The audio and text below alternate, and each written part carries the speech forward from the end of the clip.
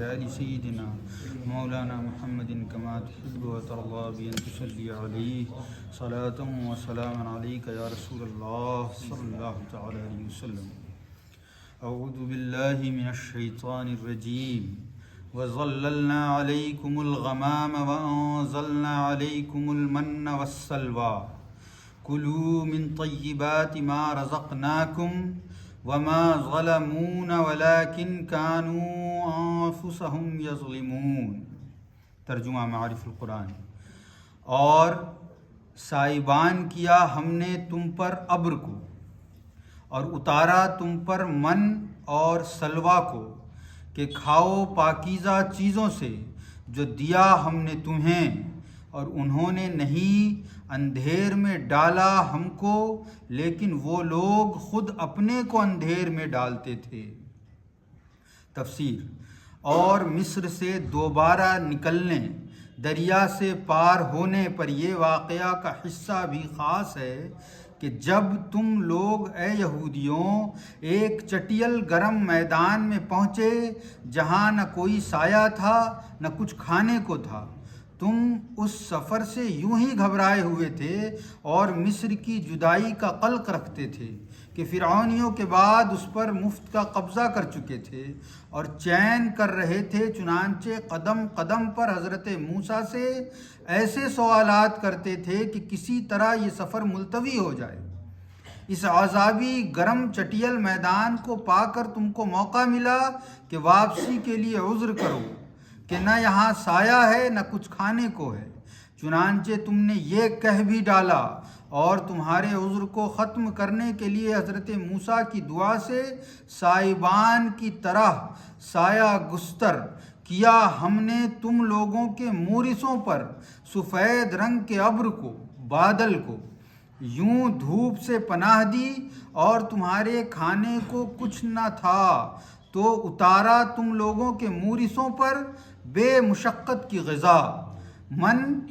ترنجبین شیریں کی طرح ایک چیز اور بٹیر وغیرہ کی طرح پرند سلوا کو، اس حکم کے ساتھ کہ کھاؤ اور بس کھاؤ پاکیزہ چیزوں من و سلوا سے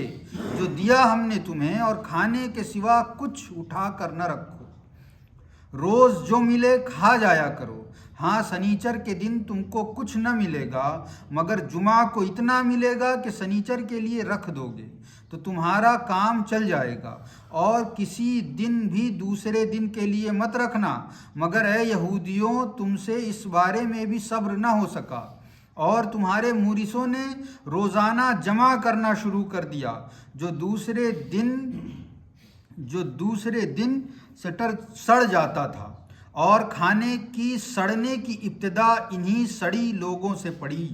بالآخر من و سلوہ کی نعمت بے مشقت سے محروم ہو گئے. کتنی بڑی بات اندھیر کی ان سے ہوئی لیکن ہمارا کیا بگڑا. اور سچ یہ ہے کہ انہوں نے اس حرکت سے نہیں اندھیر میں ڈالا ہم کو، اور وہ ہمیں کیا نقصان پہنچا سکتے ہیں. لیکن ہاں وہ لوگ خود اپنے کو اپنے کرتوت سے اندھیر میں ڈالتے تھے اور خود اپنی بنی کو بگاڑتے تھے. صدق اللہ مولانا العظیم. اللہ رب العزت نے اس سے پہلے آیات کریمہ میں ذکر فرمایا کہ کس طرح اللہ رب العزت نے بار بار یہودیوں کے نافرمانیوں کے بعد بھی کس طرح اللہ رب العزت نے انہیں معافی عطا فرمائی. اس کے بعد اب اللہ رب العزت ارشاد فرما رہا ہے کہ اور اس واقعے کو بھی تمہارا یاد رکھنا ضروری ہے. یہ سارا کچھ اس لیے بیان کیا جا رہا ہے کہ یہ لوگ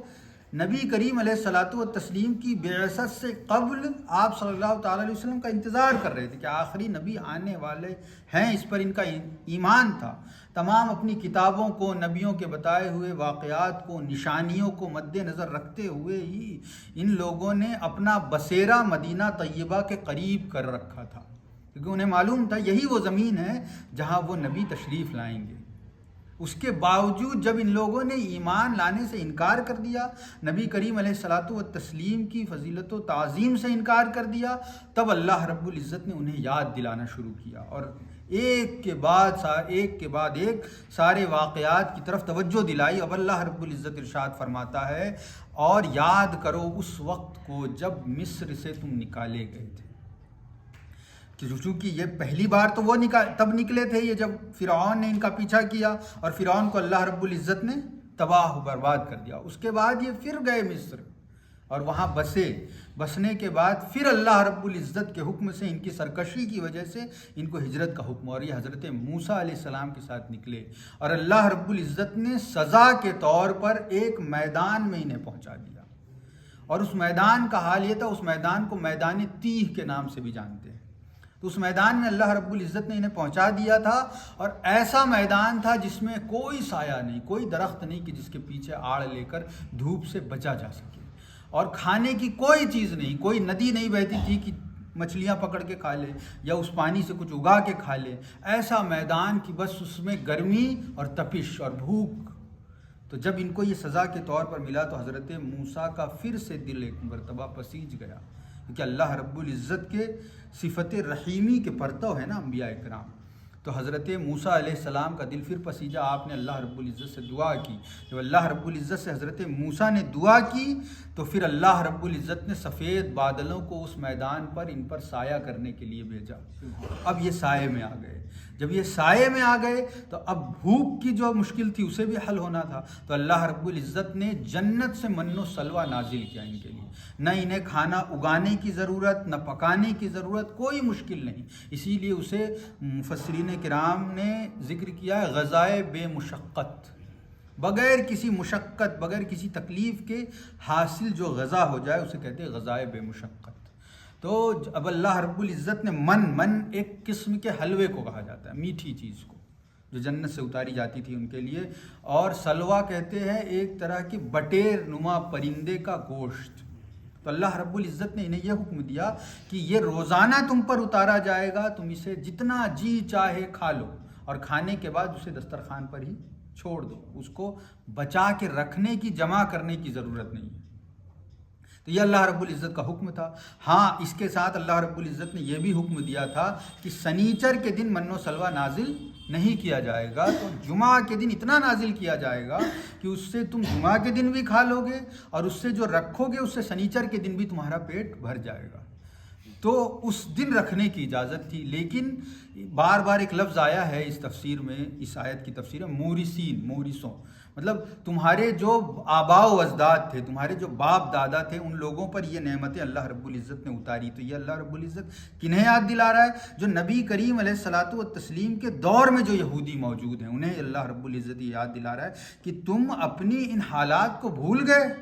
اور میری ان رحمتوں سے تم نے منہ موڑ لیا, جبکہ میں نے تمہیں بار بار معاف کیا, اور اس کے بعد تمہارا حال یہ ہوا کہ تم میرے آخری نبی کا انتظار کرتے رہے,